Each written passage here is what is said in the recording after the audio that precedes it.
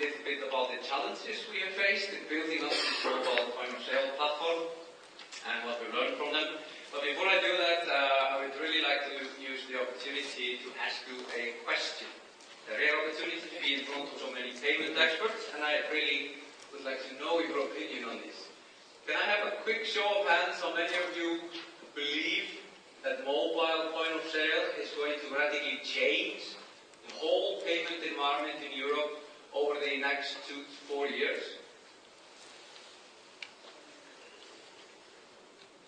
This is more than half, I guess. This is maybe 60%. That's then more than I expected. So exciting times ahead, obviously. I set up Handpoint 14 years ago. I first set up an internet company in 1997.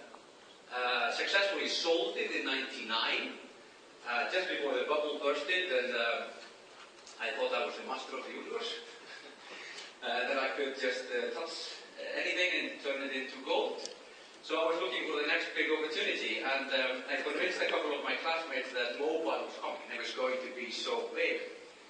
And we had money in our pocket, so we set up Handpoint to do software for smartphones.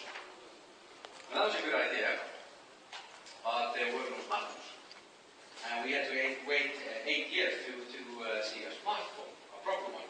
But there were some Palm OS, Windows CE, handheld terminals coming to market, so we started to work on those. And we completed our first mobile point of sale solution in 2003, which we sold to Baltic and Vignette, the airline industry, because that's where mobile POS comes from. And they've been using it for about decades. We thought that this technology wasn't just for airlines, it was for all retail. We would mobilize retail. We take it to the ground.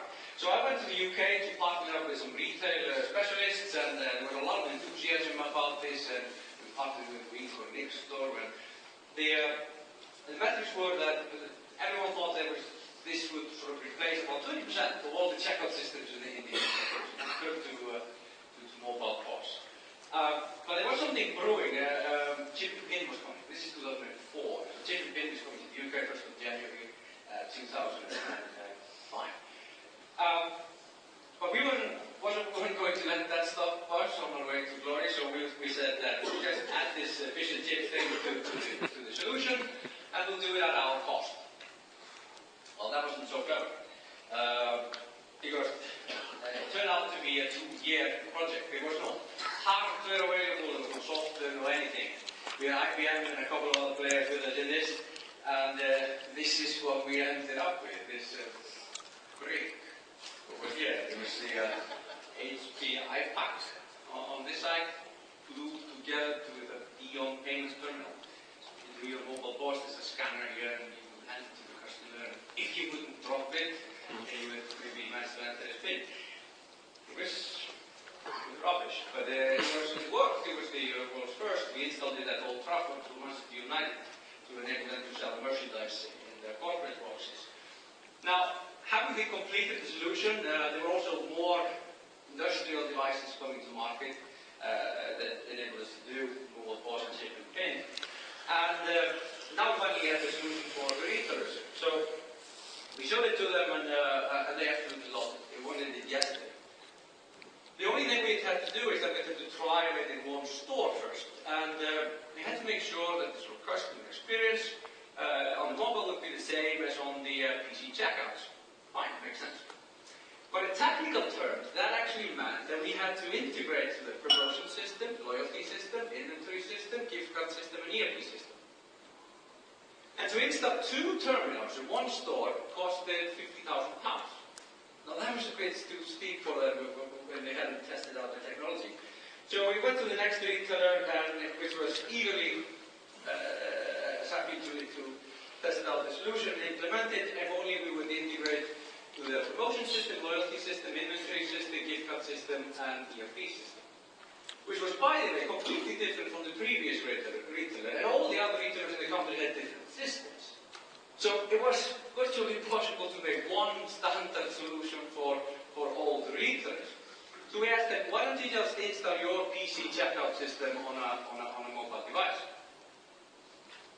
They said, well, that's exactly what we want to do, but they don't run on mobile devices. part of the market doesn't have any backend system, doesn't need any integration. Small and micro merchants. There are millions of them. Brilliant. So we packaged the solution. We made a map designer on our webpage where you can just sign the user interface, all the products and handling. We made reporting into Excel, which everyone has Excel, so you can see sales for the day, sales for the week, etc. We showed it to customers and they absolutely loved it. Until they heard the price point. £2,000 piece. Why? Well, the terminal alone was £1,500 from the manufacturer. It had to be sold through traditional chain of resellers and distributors, so it all had to take a margin. And then there was some professional guy needed to install the damn software on the device, because the merchant wouldn't know how to. So even if we would give our software away for free, it was a non-starter. Fortunately for us, at this same time, our competitors in the airline industry started approaching us, asking for help with this thing. It proved to be a bit complicated. So we changed our mobile POS into a software development kit to enable them to do mobile EMV for their solutions. So yeah, we think of this market as sort of three different segments: the SMBs, the enterprise, and small micro for all of these markets. So we did software development kit so they can do mobile EMV on their platform. And that's what kept us in business. That's how we enabled many of the major European airlines, BA, Air France, KLM, Ryanair, to do PIN board. But we didn't just do it for airlines, we did it for various other partners to do various kinds of mobile POS on the ground, and even in some of the stores. But then, finally, the smartphones arrived. And even tablets, which we didn't foresee. And so it was natural for us to then add Android and iOS software development kits for our partners. And in the midst of doing this, a bank approached us and asked us for help with this small and micro merchant thing, because there was this company in the US was kind of having a lot of success in going after that market. So we said, sure, now time is right. The terminals don't cost £1,500, and maybe more importantly, it is often overlooked, there's a free distribution network. Merchants today can search, download, install software themselves through iTunes and Google Play. So we added the Android SDK first and then later iOS. We built an app, an Android app on top of the SDK, and paid a lot of attention to usability and design and Bluetooth pairing and all of that to make it work properly for this type of merchants. Then we needed some different PIN readers. We weren't going to be able to do some maxed-out thing that was just for the US, and we needed to on-roll cards, we needed to have chip and PIN and everything. Now we always knew that was going to be the tricky part. Payment terminals are expensive, they're always bulky and ugly, and we went to the big terminal manufacturers, asked them for help. They were bringing out some innovative devices to market, which they were quite happy to sell us, only if we would tie the merchant to their own payment service. Well, we weren't going to do that, and it was a bit too pricey for this market segment anyway. But there were other manufacturers coming to market, but none of them could actually support our needs, because we needed to run the SDKs on the devices themselves for PCI and knowing the needs of this market. So we actually ended up having to get devices custom made for us. And they're not as sexy as we would like, not as small as we would like, at least not yet, but at least we added some colors to them to spice it up a bit. And we showed it to the banks, and yeah, they loved it, but then they had another problem.